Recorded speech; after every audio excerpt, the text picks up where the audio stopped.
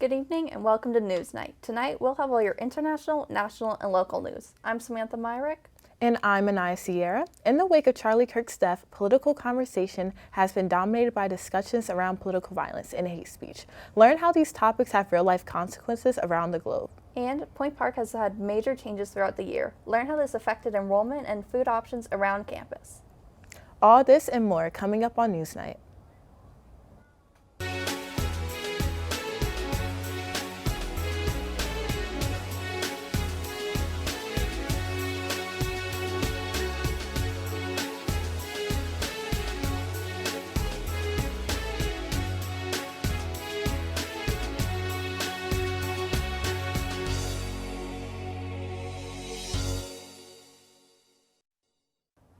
After Russian drones have been spotted in Romania and Poland, NATO announces a new force called Eastern Sentry.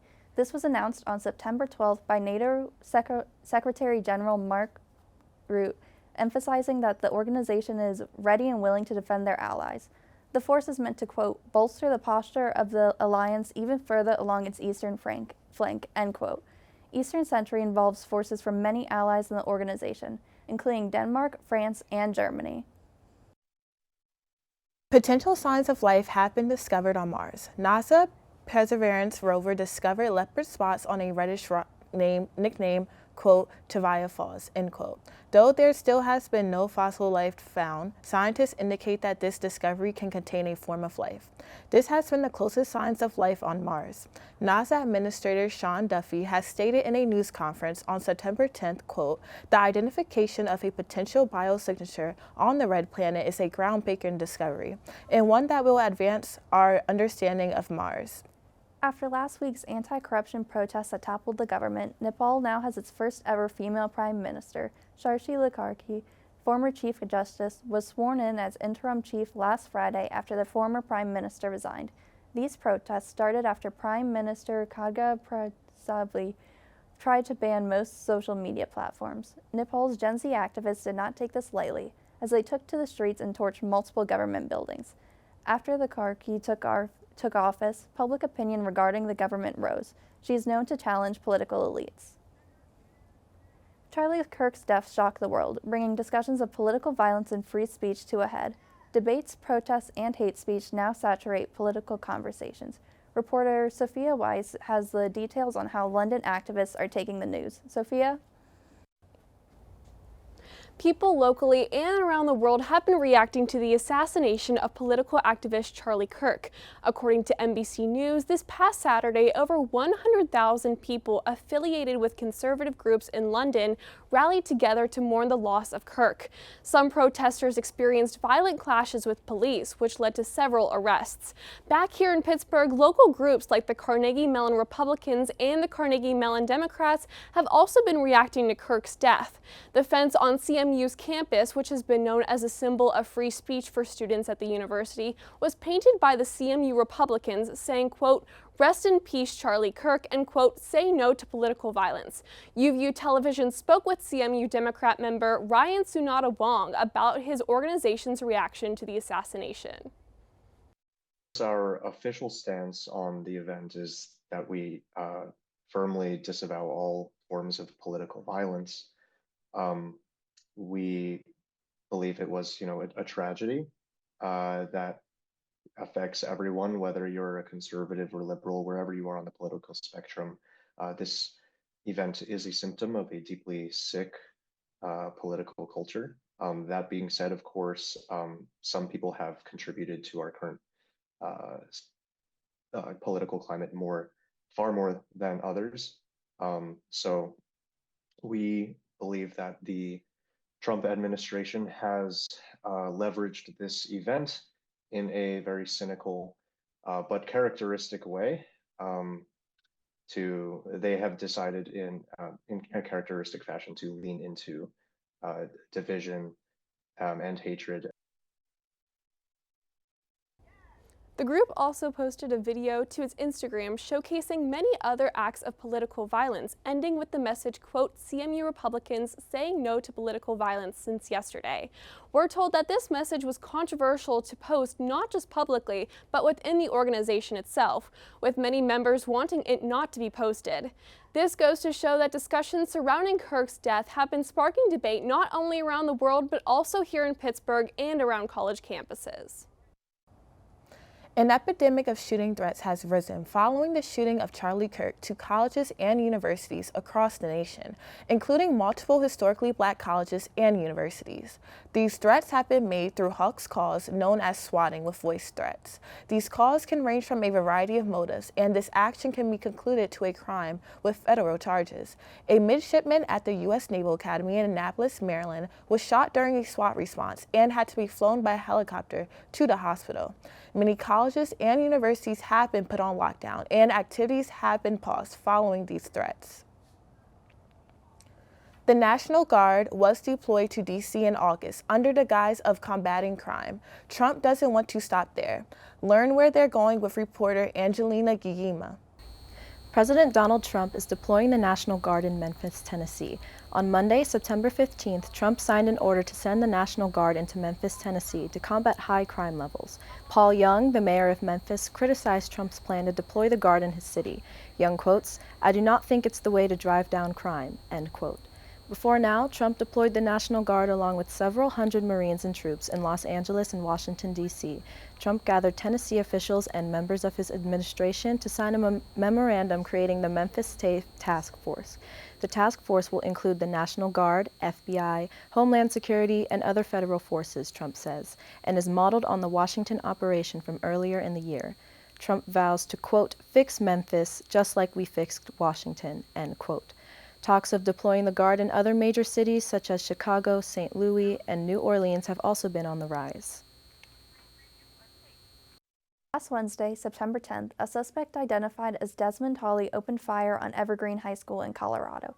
2 students are in critical condition at a local hospital, one unidentified and the other identified as Matthew Silverstone. After the shooting, the suspect died in a local hospital from a self-inflicted gunshot wound. Jefferson County Sheriff's Office says the suspect was, quote, radicalized by some extremist network, end quote. Officials also say that more tragedy did not occur because the high school quickly went into lockdown.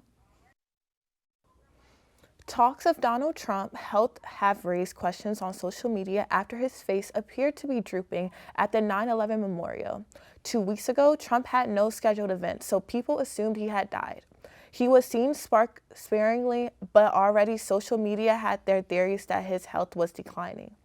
After the death of Charlie Kirk, Trump posted an allegedly AI-generated video sharing his condolences. In the video, his hand glitches and one of his pinky fingers disappears.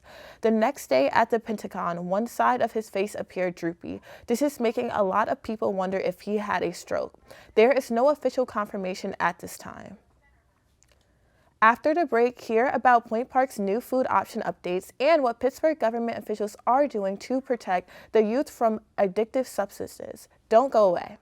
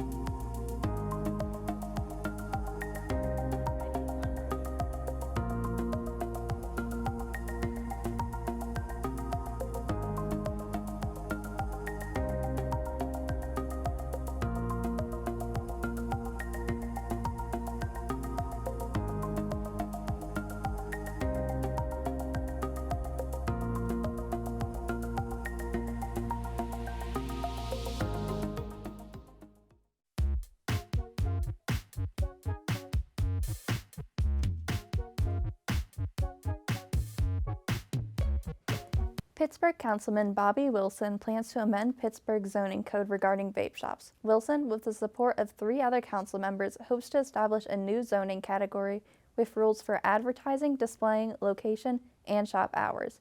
He says the zoning is for businesses that focus on, quote, electronic nicotine delivery systems, end quote. Council members explained the legislation will protect youth in vulnerable areas, where they say vape shops cluster. Councilman R. Daniel Lavelle says that, quote, by setting clear legislations, we can ensure these businesses operate responsibly while safeguarding public health, end quote. In York County, Pennsylvania, 5 police officers were shot in the line of duty on Wednesday. The incident happened around 2 o'clock in the afternoon when police were serving a warrant for domestic incident and were shot. The suspect, 24 years old, Matthew James Ruth, was shot and killed by police during the moments this incident occurred. Tragically, 3 officers have died and 2 are in critical but stable condition. There is an ongoing investigation to piece together what exactly happened involving this incident. Further details should be released in the upcoming days. A cause of a massive apartment building fire in Pittsburgh's Squirrel Hill neighborhood has been determined.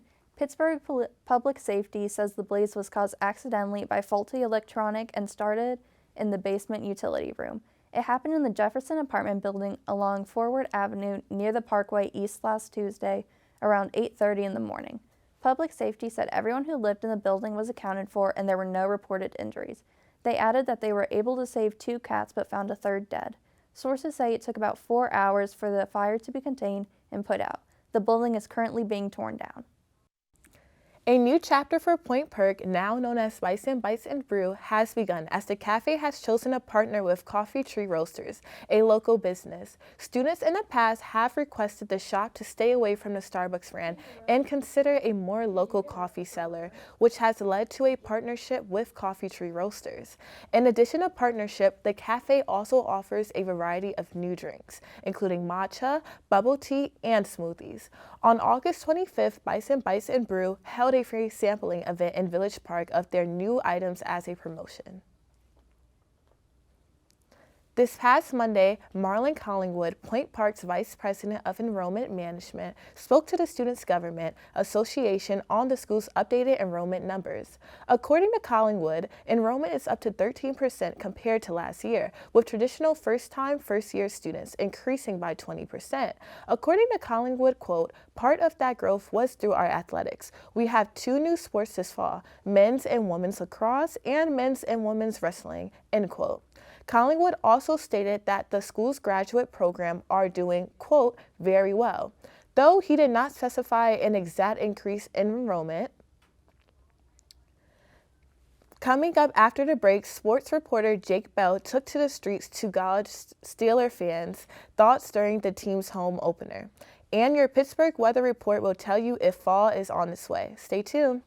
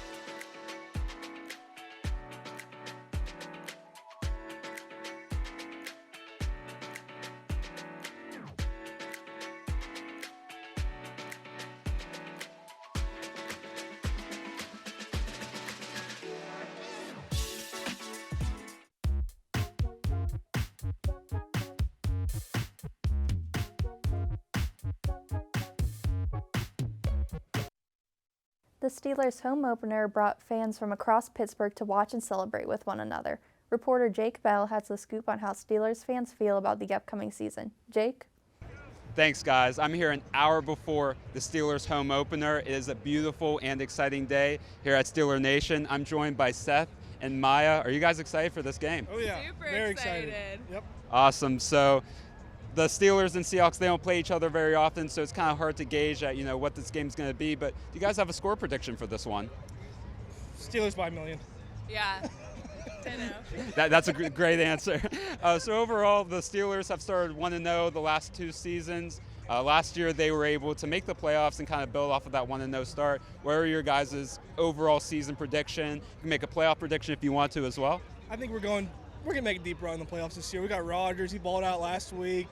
Good players on DK, and Calvin Austin went off too. And I can't wait to see Roman Wilson. I hope he shows up today. Yeah, no prediction, but I hope we make it far in the playoffs. We always make it, but don't make it far, so I hope maybe we do. Awesome, and they're due to have some playoff success, right? So Yeah. hoping to see that today for sure. That's all that we have for today. Thank you guys so much, and we'll go back to the studio. Now that football season started, Yinzer pride radiates throughout the region. This comes alongside the 2026 NFL Draft happening this spring right here in Acrisure Stadium. Despite fall season customs kicking into gear, summer weather is not over yet. Weather reporter Cora Polanski will update you on Pittsburgh's warm weather. Cora? That's right, Sam. Pittsburgh is in for sunshine and warm days in the near future, so don't bring out those fall jackets just yet. Tomorrow's weather will have a high of 87 degrees with a higher real feel temperature. We'll see mostly sun and some clouds. However, it is expected to be very bright. The morning will be cooler, but not by much, as it will stay in the 80s. But in the evening, the temperature will drop to the mid-60s, so plan your going outfit accordingly. There is a chance of precipitation, so be sure to check the weather throughout the day. Looking at the week ahead, the temperatures will stay in the 80s until next Thursday, slowly going from the high 80s on Friday, Saturday, Sunday, and Monday to the low 80s on Tuesday, Wednesday, and Thursday. As the week goes on, we'll also see more clouds with periods of thunderstorm and raised humidity.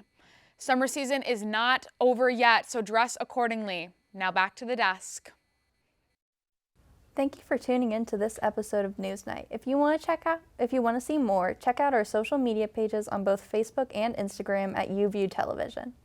You can also check out more episodes on our YouTube channel or our website uview.pointpark.edu. I'm Anaya. And I'm Sam.